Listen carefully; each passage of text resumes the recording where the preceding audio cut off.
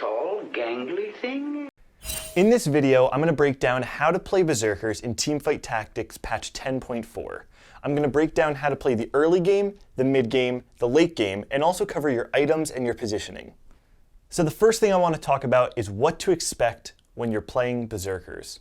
Berserkers can be a really difficult comp to consistently top 1 or 2 with, especially when comps like Shadows, Rangers, and Mages are popular in the meta. However, Berserkers can be a really consistent comp to get you to top 4 in multiple games.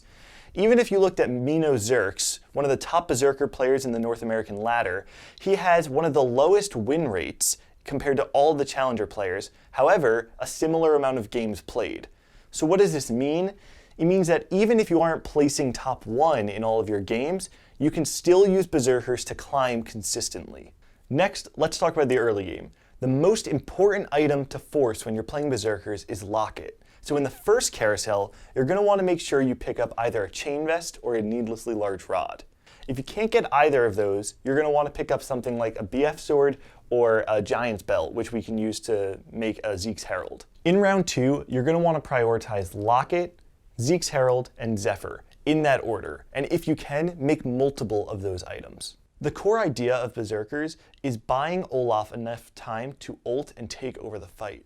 That's why items like Locket and Zeke's Herald, which can power up your other units, can be so effective in helping your Berserkers win. Later on, you're going to want to put the Locket, Zephyr, Zeke's Herald on one of your Berserkers, so if you can't put them on one early game, make sure you put it on a unit that you know you're going to sell later on.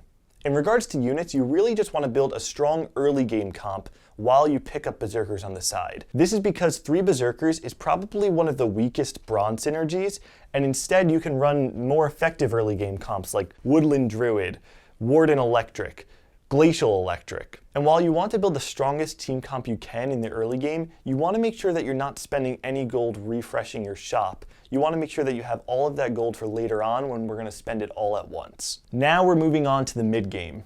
In this comp, we're going to be leveling to 6 at 3-2 and 7 at 4-1. However, if you're win streaking through round 3, you can opt to level early and go level 7 at 3-5. At 3-2, you're going to level to 6 and all in.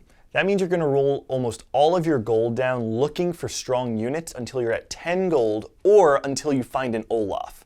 The units that you're going to want to build are going to be any Berserker, any Glacial, or a Kha'Zix.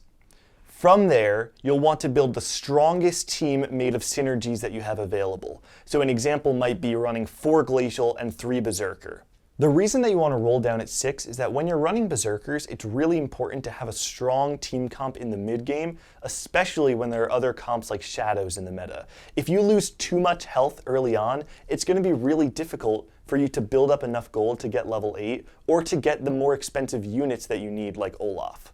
From this point on, you're going to want to put your Olaf items on a unit that you can sell. The best unit to put it on is probably something like a Warwick if you're running 4 Glacial, 3 Berserker. So let's talk about Olaf items. The great thing about Olaf is that he can use so many different items and still be a super hard carry in game. So here are some of the best items that you can put on Olaf. Guardian Angel, Last Whisper, Rapid Fire Cannon, Infinity Edge, Hush, Hand of Justice, Ginsu's Rage Blade, Titan's Resolve, and Assassin Spatula. So in reality, build any of these items and put them on Olaf, and he's going to be pretty strong.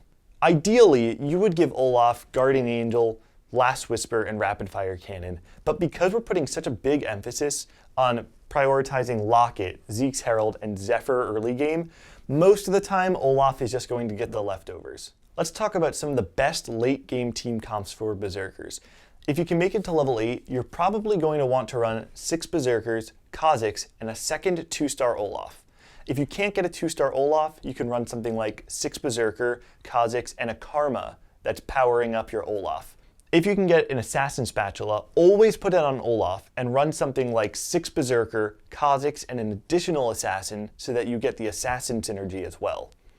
And if you get the Berserker Spatula, you can run something like 6 Berserker, Kha'Zix, and 3 Poison so that you can get Desert and Poison at level 8. Before we go, let's talk a little bit about positioning for your Berserkers. The most important thing about running Berserkers is that you need to keep your Olaf alive. He is the unit that will win the game, and he is the unit that will lose you the game. So you want to make sure that you're positioned in a way where Olaf is not going to just kill himself. So in the mid game, when there's no real one-shot threat, it's actually okay to frontline your Berserkers, meaning that you put them in the front hex. But in the later stages of the game, you want to make sure that you are putting your Berserkers in the back line. If you look at the Berserker synergy, you'll see that when the Berserker auto-attacks, he's going to attack in a cone, meaning that splash damage can also hurt other enemy champions. When you put them in the back line, this forces the enemy's backline, usually their carries, to walk forward, which increases your chances of hitting them with the splash damage. So to recap everything we've said, in the early game, focus on Locket, Zephyr, and Zeke's Herald. In the mid game, start building your Berserkers and get Olaf the best possible items that he can get. And in the late game, try to get a second tier 2 Olaf or a way to power up your Olaf using a karma or other synergies that can help him become stronger. And as you get into the later stages of the game, make sure that you are backlining your Berserkers in order to maximize the amount of damage that they can deal. That's all I have for you guys. If you liked this guide, if you didn't like it, drop a comment below, tell me what I did right, tell me what I did wrong, how I can improve it for the next one, and what other guides you'd like to see on the channel. Thanks guys.